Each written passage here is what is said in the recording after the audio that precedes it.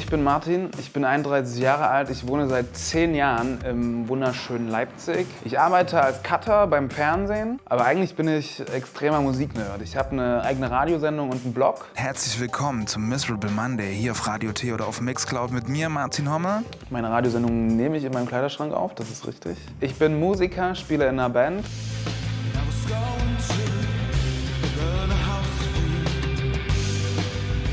Und seit ungefähr 3 Jahren weiß ich, dass ich einen Gehirntumor mit mir herumtrage. So ungefähr war der Blick, als ich es rausgefunden habe.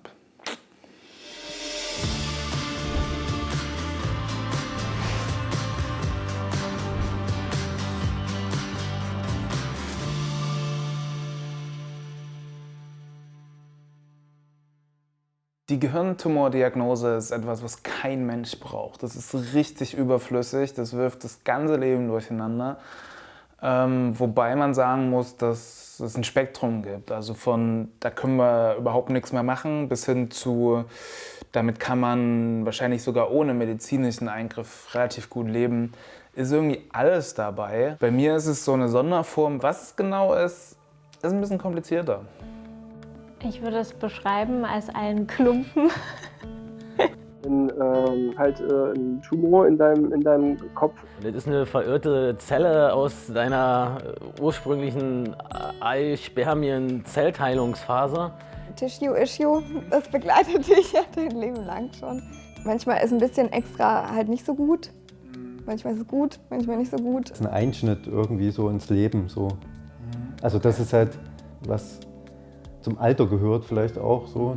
Die haben sich zwar sehr viel Mühe gegeben, aber auch da war nicht so viel Wahres dran. Das waren 5 meiner besten Freunde, André, Carsten, Lars, Sophia und meine Partnerin Susi. Es ist einfach auch kompliziert. Und zwar so kompliziert, dass auch viele Ärzte so ein Ding noch nie gesehen haben. Was man aber definitiv weiß, es wird langsam wachsen. Und das ist nicht gut, denn da oben ist wenig Platz und irgendwann kann es dann richtig Probleme machen. Dieser Gedanke hängt ständig in meinem Kopf. Ich muss mich jetzt entscheiden. Weiter damit leben und hoffen, dass nichts passiert, oder mich operieren lassen und all die Risiken in Kauf nehmen, die eine Hirn-OP mit sich bringen würde. Das, was ich im Kopf habe, nennt sich Epidermoid. Epidermoide sind angeborene Tumore oder Zysten des zentralen Nervensystems. Sie entstehen aus versprengten Hautzellen während der Entwicklung des Gehirns im Mutterleib. Diese Zellen sind gutartig, werden nicht gebraucht und wachsen dann ganz langsam weiter. Epidermoide sind extrem selten, sie machen nur rund 0,3 bis 1% aller Hirntumore aus. Mit der Zeit drücken sie dann auf benachbartes Gewebe oder Nerven, was die verschiedensten neurologischen oder motorischen Symptome hervorrufen kann. Darunter zum Beispiel Hörverlust, Gangschwierigkeiten, schmerzhafte Gesichtslähmungen und Neuralgien bis hin zu Epilepsie oder Schlaganfällen. Von der psychischen Belastung, dass man da einen Tumor im Kopf hat, mal ganz abgesehen. Und das Ganze sieht folgendermaßen aus. Ich versuche das mal, ich habe es hier auf dem Rechner. Da, also das ist mein Kopf, das ist mein Gehirn. Wir können ja von oben anfangen. Da sieht man, hier fährt das MRT lang. Das ist im Spiegelverkehr, das ist quasi die linke Seite, das ist die rechte Seite. Also wir gucken oben auf den Kopf drauf. Und wenn man dann so ein bisschen reinfährt, ungefähr zum letzten Drittel, da sieht man dann, dass genau hier sich so eine, ja, irgendwas, dass es irgendwie anders aussieht. Das ist der Hirnstamm und da drückt hier etwas drauf. Das da. Das ist mein Epidermoid. Und das Ding spielt einfach seit, ich weiß nicht, 2 Jahren oder so permanent eine Rolle. Und das ist ja nicht zu verachten, also was das mit der Psyche macht. Körperlich glaube ich, also von dem wenigen, was verstanden hat, glaube ich, du könntest mit dem Ding leben. Aber das ist ja nur die halbe Wahrheit. Und ich glaube einfach, das aus dem Kopf zu haben auf verschiedenen Ebenen, also wirklich auch aus den Gedanken zu haben und zu wissen, das ist nicht mehr da und ich muss mich dann nicht mehr drum sorgen. Ich kann nachvollziehen, dass das wichtig ist. Aber ich kann ja nicht sagen, das ist die richtige Entscheidung oder die falsche, weil dafür ist es einfach nicht, ist nicht in meinem Kopf so. Sondern eben in meinem. Und die Entscheidung fällt mir schwer. Los ging alles vor ungefähr 3 Jahren. Ich hatte immer wieder ein merkwürdiges Gefühl in der linken Gesichtshälfte. Nicht unbedingt taub, kein Kribbeln, sondern nur so ein Missempfinden, was aber auch nicht immer da war. Irgendwann kam mir das komisch vor und nach einem kleinen Ärztemarathon, Hausarzt, Zahnarzt, Neurologe, landete ich im MRT mit der Ansage, wird schon nichts Schlimmes sein. Am nächsten Tag bekam ich dann den Anruf, wie im Film. Ja, hallo, wir haben was gefunden, wir wissen aber nicht so richtig, was es ist. Kommen Sie doch morgen bitte unbedingt nochmal wieder. Man kann ja nicht jemanden anrufen und sagen, sie hatten gerade ein MRT am Kopf, im Gehirn. Und wir haben was gefunden, wir wissen nicht so richtig, was es ist. Also kommen Sie doch einfach nochmal vorbei, wir gucken nochmal. Wir gucken nochmal genau. So haben die das dann aber gemacht. Und nach dem zweiten MRT war klar, Epidermoid. Und dann war da erstmal nur Stille. Keine Panik, kein Plan, Stille. Ich stehe mit beiden Beinen im Leben, habe coole Jobs, Freunde, bin gerade mit meiner Freundin zusammengezogen, bereit für die Familienplanung. Im Grunde habe ich alles im Griff. Und die körperlichen Symptome sind eigentlich ganz gut auszuhalten. Und dann? Hirntumor. Bam. Deal with it. Von 0 auf 100 verwandelt sich die Stille in Ungewissheit, Angst und tausende Fragen. Was bedeutet das alles? OP, Chemo, was wird aus mir, aus uns und unserer Familienplanung?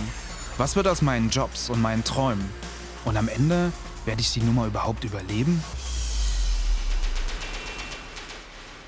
Das ist halt, glaube ich, das erste Mal, wo man sich da Gedanken macht oder wo du dir vielleicht jetzt wirklich intensiver auf jeden Fall, was denn nur Leben bedeutet und Lebensqualität und vielleicht und was auch Tod bedeutet vielleicht oder wie man dazu steht. Ich denke, das hat schon was mit dir gemacht. Ich glaube, es hat ein bisschen ein Umdenken stattgefunden. Also ich glaube, du warst und bist auch noch jemand, der sein Leben sehr genießt. Und das war nochmal so ein Wake-up-Call irgendwie, dass man einfach merkt, was wichtig im Leben ist.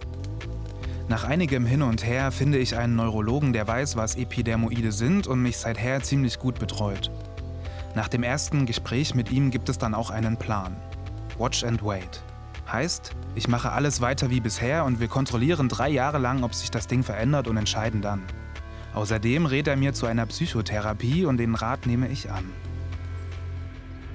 Ich habe jetzt knapp 3 Jahre Watch and Wait hinter mir, also immer Kontrollen, MRT-Kontrollen. Und ja, man hat festgestellt, es wird größer. Ganz minimal, wirklich so im Millimeterbereich. Aber es ist nicht tot, es wächst. Und die Ärzte sind sich dann eigentlich einig, dass man sagt, wenn der Patient gesund ist und jung und noch nicht so viel kaputt gegangen ist, sollte man es schon operieren. Und an dem Punkt sind wir jetzt. Ich habe mich dafür entschieden. Dennoch wanke ich. Ich habe wirklich Angst. Ich habe richtige Angst, dass die Entscheidung, die ich getroffen habe, diese OP zu machen, dass die im Endeffekt die falsche ist. Und dass ich denke, ich hätte es lieber nicht machen sollen, weil so viel Zeug dann kaputt gegangen ist bei dem Eingriff. Das wäre das Schlimmste, was passieren kann, wenn ich im Nachhinein dastehe und denke, hättest du es nicht gemacht, jetzt ist es zu spät. Aber die Liste an Nebenwirkungen von der OP, die ist im Grunde unendlich lang. Nervenschäden, Gesichtsparesen, Hörverlust, Wundheilungsstörungen, Sprachstörungen, Schluckbeschwerden, Gedächtnisverlust, Gangschwierigkeiten, Schwindel, Schlaganfall, Epilepsie, Hirnhautentzündung. Und das ist auch nur die kleine Liste. Ich denke oft dran, dass du das Leben nicht mehr so genießen kannst, wie du es jetzt genießt. Dass du es im dümmsten Falle vielleicht auch nicht mehr verstehst, was vorher war. Oder uns nicht mehr erkennst. Oder einfach was für dich, aber für uns alle halt auch. Das ist vielleicht auch ein egoistischer Gedanke, aber dass das Blatt sich völlig ändert und eine völlig neue. Das schiebe ich aber auch ständig weg. Also so weit denke ich eigentlich auch selber gar nicht. Weil ich das auch, man muss es einfach positiv sehen. Das Einzige, was man oder ich jetzt in dem Fall machen kann, ist es zu akzeptieren. Zu akzeptieren, dass es da ist, dass es so ist, wie es ist. Zu akzeptieren, dass es hätte tausendfach schlimmer sein können. Und zu akzeptieren, dass es irgendwie alles auch gut wird, egal was ist. Und daran zu glauben, dass das die richtige Entscheidung ist. Nur ist das absolut nicht einfach. Wie soll man sowas akzeptieren? Ich kann mich auch noch gut daran erinnern, an diesen Tag, wo wir nicht wussten, was es ist, wo ich wirklich dachte so, okay, jetzt müssen wir das alles irgendwie nochmal neu denken, so das, was wir uns also überlegt hatten für unsere Zukunft und so. Das ist Susi, meine Freundin. Wir sind seit 5 Jahren ein Paar. Susi hat mit meiner Diagnose echt zu kämpfen. Sie leidet selbst seit Jahren unter einer Angststörung, die sie aber eigentlich ganz gut im Griff hat. Die Nachricht vom Tumor führt bei ihr aber zu immer schlimmeren und krasseren Panikattacken, die einfach nicht aufhören wollen. Irgendwann wird das Ganze dann so groß und bedrohlich, dass sie zur Behandlung ein paar Wochen in eine Klinik muss. Mittlerweile geht es ihr zwar besser, aber so komplett entspannt ist die Situation für keinen von uns beiden. Was mich sorgt, ist natürlich auch mein Part daran, dass ich das schaffe, für dich da zu sein, weil ich ja auch so mein kleines Feature mit mir rumtrage. Und es ist ja jetzt schon ein Zustand der Ungewissheit, der mir einfach Sorgen macht, weil ich nicht weiß, was danach sein wird oder wie ich mir das richtig vorstellen kann und inwiefern du was machen kannst oder nicht. Um es jetzt mal so hochromantisch auszudrücken, habe ich natürlich Angst, dich zu verlieren. Und das heißt jetzt nicht unbedingt, dass du jetzt stirbst, sondern auch, dass vielleicht irgendwas von dir stirbt. Es wird auf jeden Fall eine Übung für mich, weil ich das sehr schwer aushalten kann, wenn Menschen, die ich liebe, leiden müssen. Wenn sie halt nicht so können, wie sie wollen irgendwie. So. Ich glaube aber, du hast dir ja einen Plan gemacht, so wie du dir immer für alles einen Plan machst. Ja. Einen groben Fahrplan habe ich mir gemacht. Ich kann aber diesen Fahrplan nicht für Susi machen. Und das ist echt doof und schwer, weil das Problem, was ich im Grunde mit mir herumtrage, diesen Tumor, das sorgt dafür, dass es ihr auch nicht gut geht und dass sie Angst hat und Panik. Und das ist echt ein Dilemma, weil auf der einen Seite kann ich halt nichts für diesen Tumor. Auf der anderen Seite zerbricht es mir das Herz, wenn ich sehe, dass sie darunter leidet und manchmal vielleicht sogar ein bisschen mehr als ich. Ich bewundere sie dafür, dass sie die Kraft aufbringt und für mich da ist, gleichzeitig für sich sorgt und gegen ihre Ängste arbeitet. Unsere Zukunft hat sie sich sicher anders vorgestellt, aber sie nimmt die Situation an und ist für mich und uns da.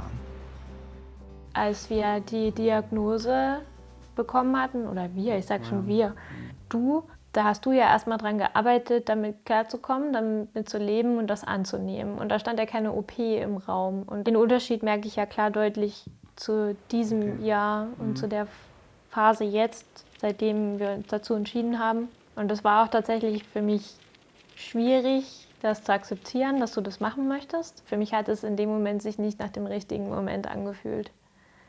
Weil du noch nicht so weit bist. Weil ich noch nicht so weit bin. Okay. Was würde dir denn helfen, irgendwie, dich zu dem Moment zu bringen?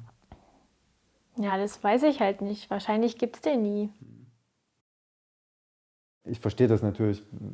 Da, wo sie lang gehen, wo sie einen Nerv treffen, das kann natürlich schon Auswirkungen haben. Und auch, also mal abgesehen von schwerster Behinderung oder Tod, kann es ja auch leichte Behinderungen irgendwie erzeugen. So. Ja, die Stelle ist halt kacke, das wissen wir alle. Das ist natürlich legitim, ja, dass du dir die Sorgen machst, weil es ja einfach im Kopf ist alles kompakt, ja. Aber dann mache ich mir, wenn ich da länger dran denke, dann mache ich mir da schon Gedanken, wie kann ich dir dann, ja, man weiß ja nicht, wie man dann helfen kann. Dass da Zweifel sind und hin und her und Ambivalenz, finde ich, glaube ich, ist völlig normal. Aber ich habe den Prozess auch ein bisschen mitgekriegt. So. Das kam ja nicht von heute auf morgen mit der OP, sondern irgendwie der Endgegner. Irgendwie jetzt einen Endgegner anzugehen, ist geil, dann ist das Game aus. Man hofft natürlich irgendwie, dass es für dich damit so erledigt ist. Ja. 3 Tage noch bis zur OP. Der Countdown läuft. Zeit, meine Tasche zu packen. Ich habe eingepackt Handtücher, Badelatschen, Schlüpfer, Jogginghose, alles was man so braucht, Trockenshampoo, der alte Campingtrick. Weil ich glaube, dass ich die ersten Tage, beziehungsweise bis die Fäden gezogen sind, wahrscheinlich nicht die Haare waschen kann. Da ist noch eine Mütze drin, weil ich auch so ein bisschen eitel bin, was das angeht. Ich möchte nicht unbedingt, dass jetzt jeder diese Narbe sieht. Ich kann es mir halt gerade noch nicht vorstellen, wie gut man sie sehen wird, was da zu sehen ist. Und ich habe einfach, irgendwie mag ich nicht, dass Leute das dann sehen, dass ich da was habe und dass die Gedanken dann... Es ist komisch, ich weiß, wahrscheinlich ist das auch völlig unnötig, aber so ist es nun mal. Am nächsten Morgen machen Susi und ich uns auf den Weg nach Greifswald. Denn in der Uniklinik Greifswald werde ich operiert. Auf der Zugfahrt schwirren mir nochmal die letzten Wochen durch den Kopf. Alles Schöne und Positive, was passiert ist, aber auch die Momente, in denen es mir richtig schlecht ging. Es ist schon verrückt, wie schnell das Leben, was man kennt, für das man so viele Pläne hat und an dem man so sehr hängt, auf einmal eine andere Ausfahrt nimmt und alles auf den Kopf stellt. Und ob das nun Schicksal ist oder einfach Bad Luck und Arschkarte, keine Ahnung.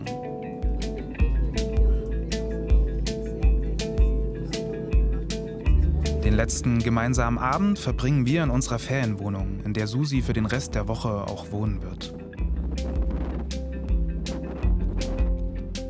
Wir sind in Greifswald angekommen und haben gerade gegessen. Und dann geht's ins Bett, weil morgen geht's, wann? Ich weiß gar nicht. Um 10. Um 10 im Krankenhaus? Das ist auch entspannt. Okay. Trotzdem Bist du geht's aufgeregt? dann. Ich bin ein bisschen, aber nicht doll. Du? Nee. Das geht eigentlich. See you tomorrow. Der nächste Tag. Wie es mir gerade geht? Ich habe keine Ahnung. Irgendwie fühle ich alles und nichts. Nach dem Frühstück fahren wir zur Uniklinik. Ich wollte unbedingt in diese Klinik, denn egal, was man über Epidermoide liest, Professor Dr. Schröder wird als Operateur immer wieder empfohlen.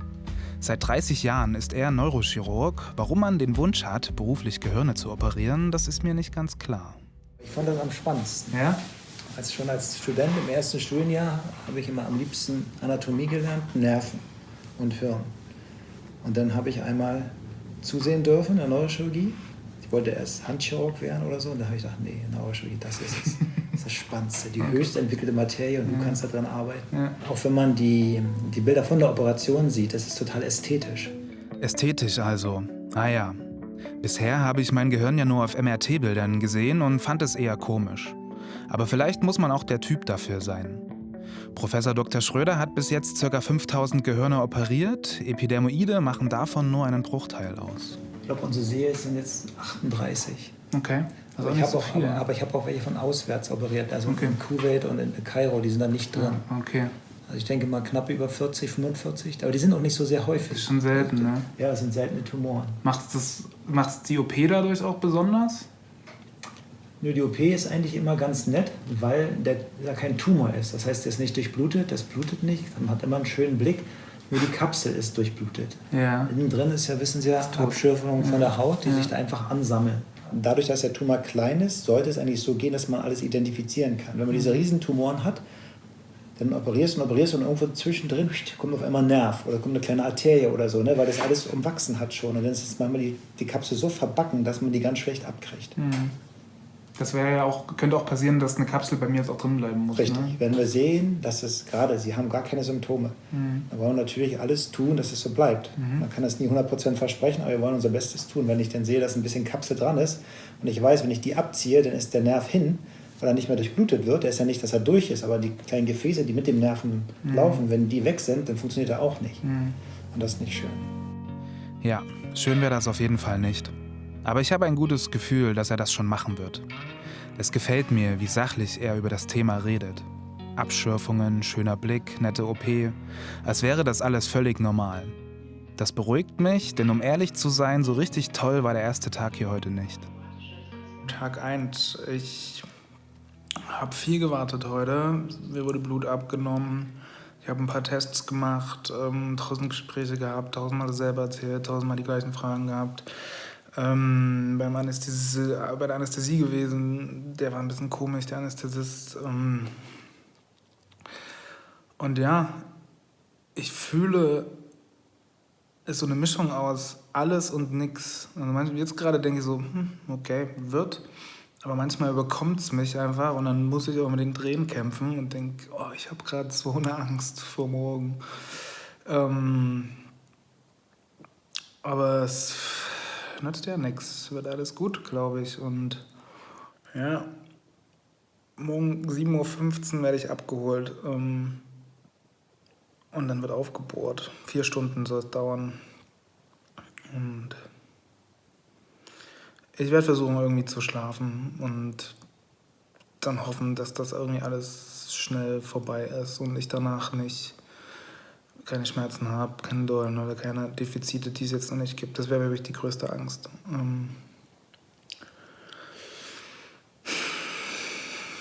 Ja.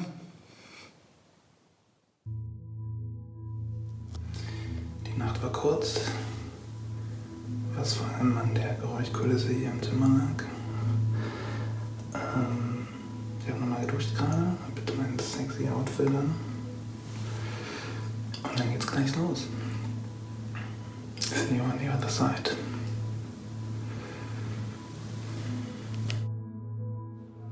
Kurz danach nehme ich eine Tablette und werde in meinem Bett in den OP gefahren. Auf dem Weg dahin will der Pfleger noch mit mir quatschen. Doch irgendwie habe ich so einen großen Kloß im Hals, dass ich einfach nichts rausbekomme. Ich habe wirklich Angst. Und auch wenn die Tablette so langsam anfängt zu wirken, weiß ich nicht, ob ich jemals so angespannt war. Krasses Gefühl. Irgendwann kommt dann der Anästhesist, erzählt irgendwas, was ich schon nicht mehr richtig mitbekomme und sagt, dass ich von 10 herunterzählen soll. 10, 9. Als ich die Augen aufmache, liege ich auf der Intensivstation. Ich fühle mich matschig und durcheinander. Mir ist etwas übel, ich habe leichte Kopfschmerzen und jede Bewegung ist anstrengend. Meine Augen kann ich kaum offen halten. Worst Hangover ever, wie nach einer durchzechten Nacht. Aber mir wird sofort klar, ich habe es tatsächlich überstanden. Die OP liegt hinter mir und es ist offensichtlich nichts kaputt gegangen, denn ich kann alles sehen und ich höre auch alles. Eine riesige Last fällt von meinen Schultern. Sogar meine Haare sind fast alle noch dran. Nur eine kleine Stelle wurde rasiert. Den Rest des Tages schlafe ich dann. Der nächste Morgen. Ich wache mit Kopfschmerzen und einer schmerzenden Narbe auf. Aber es ist erträglich. Eigentlich fühle ich mich besser, als ich erwartet habe. Außerdem überwiegt die Freude darüber, dass es jetzt endlich weitergehen kann. Ich darf wieder auf die normale Station, ich wasche mich, ziehe mich um und checke alle Nachrichten, die mich seit gestern erreicht haben. Eine Frage kommt da besonders häufig. Wir wollen Bilder sehen und tatsächlich habe ich von der OP, also von dem Endoskop, Fotos und Videos bekommen und irgendwie sehen die auch ganz toll aus. Also man stellt sich das, glaube ich, ekliger vor, als es am Ende ist. Ich war auch überrascht, wie ästhetisch das dann am Ende doch aussieht, was ja auch Professor Schröder gesagt hat. Ich hätte nicht gedacht, dass ich das mal sagen werde. Denn eigentlich kann ich nicht mal Blut sehen. Aber ich finde diese Bilder extrem beeindruckend.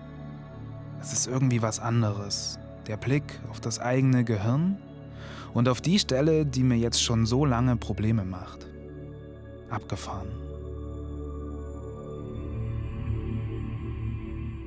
Hier war der Tumor. Das ist noch so ein bisschen eingeditscht. Da sieht man noch diese Raumforderung, dass es ein bisschen eingeteilt ist, aber hier war alles weiß. Und hier war noch Tumor drin, da unten. Okay. Und das haben wir hier mit dem Häkchen rausgeholt. Und ein Endoskop, siehst du das hier? Das war der Tumor. Da ist jetzt nur noch Wasser dran. Cool. Weil das ist die kleine Ecke, wo ich nicht genau weiß, ob nicht hier ein bisschen Kapsel dran ist. Ja. Das kannst du nicht genau sehen, weil man holt das Zeug raus. Das ist schwierig so. Aber hier, wo es am wichtigsten ist, am Hirnstamm, da ist alles weg. Ganz sicher. Super. An den wichtigen Stellen ist alles weg und es gibt nur eine kleine Ecke, wo er sich nicht ganz sicher ist. Damit kann ich leben. Erster Abend auf Station wieder. Ich fühle mich ganz gut. Es gibt ein paar Kleinigkeiten. Da hinten ist das Ding, die Narbe. Aber ich glaube, das wird. Der Tumor ist weg. Der Tumor ist weg. Und ich habe es geschafft. Freiheit. Ich bin wieder draußen. Sieht eigentlich ganz frisch aus, oder? Ja.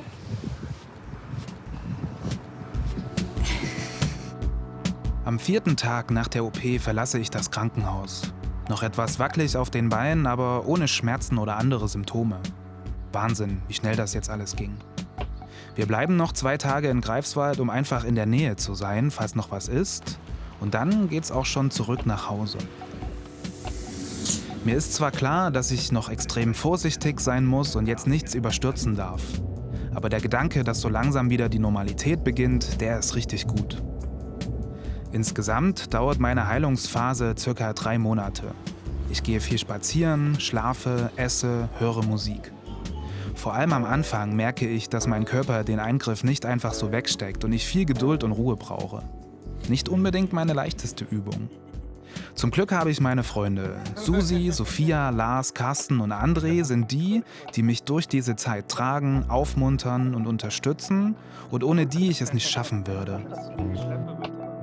Ich kann mich an jede einzelne Stunde eigentlich erinnern, als wäre die Welt angehalten worden irgendwie, weil ich ja nur gewartet habe. Als ich dann wusste, wo du bist und dass alles gut gegangen ist, dann fiel auch einiges von mir ab und dann war ich eigentlich nur müde. Die OP an sich, da habe ich immer aufs Telefon geguckt und habe auf eine Nachricht von Susi gewartet. Ich habe mir Wecker gestellt, wann die OP anfangen sollte, dass ich dann halt immer mal an dich denke, ein bisschen Kraft schicke.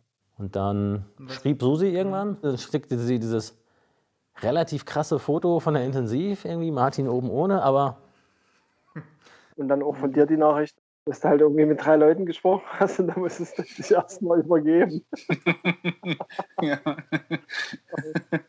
Ich glaube nicht, dass du viel an Leichtigkeit verloren hast dadurch, vielleicht sogar eher ein Stück gewonnen. All die Dinge, die ich bewundernswert oder besonders an dir finde, sind alle noch da. Genauso wie vorher auch. Du bist immer noch der verspielte Martin und der, lass mal noch zum Späti gehen, so. Aber ich glaube, es gibt eine andere Ernsthaftigkeit dabei. So ein bewussteres Rangehen irgendwie an das Leben irgendwie. Also nicht einfach die Umstände dich verändern wollen, sondern dass du auch verändern willst halt so. Zumindest im Ansatz so eine Form von bedingungsloser Liebe zu empfinden und einfach zu wissen, ich will das und ich will für diesen Menschen da sein und ich empfinde sogar noch was Gutes dabei. Das hat für mich jetzt noch mehr an dich ranrücken lassen. Ich weiß, dass die Geschichte, die ich hier jetzt erzählt habe, meine ganz individuelle ist. Ich möchte aber, und das war auch das Anliegen, warum ich das hier eigentlich gemacht habe, sagen, dass es sich immer lohnt, egal was auftaucht und egal was es ist. Es lohnt sich immer nach vorn zu gucken. Und ich hoffe, dass vielleicht einige, die Ähnliches durchleben müssen, sehen, dass Ängste völlig okay sind und dass es auch okay ist, darüber zu reden und dass es einfach scheiße ist, wenn man in so eine Situation gerät. Ich habe ganz lange überlegt, wie ich diesen Film jetzt beende und mir ist nicht so richtig eine Idee gekommen und dann habe ich gedacht, ich mache es einfach genauso, wie man sich bei mir oder von mir im Krankenhaus verabschiedet hat. Nämlich mit den Worten, hoffen wir mal, dass wir uns unter den Umständen nicht nochmal wiedersehen müssen. Ich finde, das ist ein toller Satz irgendwie und der beschreibt es ganz gut, was ich auch so fühle. Das war meine Geschichte.